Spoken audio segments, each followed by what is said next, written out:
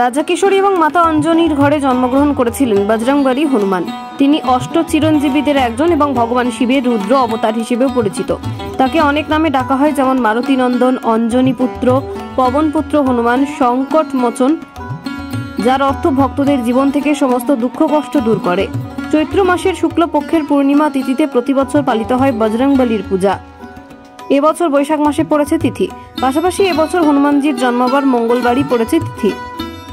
আজ সারা রাজ্যব্যাপী বিভিন্ন জায়গায় ঘটা করে পালিত হচ্ছে হনুমান পুজো। আগরতলা শহরের লক্ষ্মীনারায়ণ বাড়িতে সকাল থেকে ভক্তদের উপচে পড়া ভিড় পরিলক্ষিত হয় এই পুজোকে ঘিরে। রাজ্যপাল ইন্দ্র সেনা রেড্ডি নাল্লু অংশগ্রহণ করেন কাঠিয়াবাবা কলেজের হনুমান পুজোয়। পাশাপাশি মেয়র দীপক মজুমদার অংশগ্রহণ করেন রামনগর 4 নম্বর রাস্তা সনাতনী একতা মঞ্চের পুজো মণ্ডপে। নমস্কার, আমরা ভারতরত্ন সংঘ বিগত বছরের না এবারও হনুমান জয়ন্তীর আরাধনায় ব্রতী হয়েছি। আপনারা দেখতে পাচ্ছেন আমরা এই ভারতরত্ন সংঘের ক্লাব প্রাঙ্গণে আজকে আমরা এই হনুমান জয়ন্তীর পূজা আমরা সবাই মিলিত হয়েছি। পূজা অর্চনা চলছে। আমরা ভোলানন্দ সভার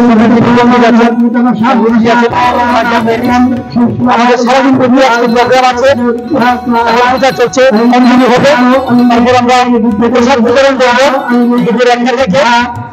সমস্ত এলাকাবাসীকে যারা এলাকার আছেন তাদেরকে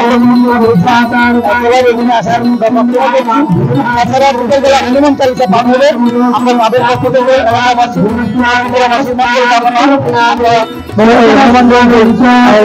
ব্রতী হয়েছে।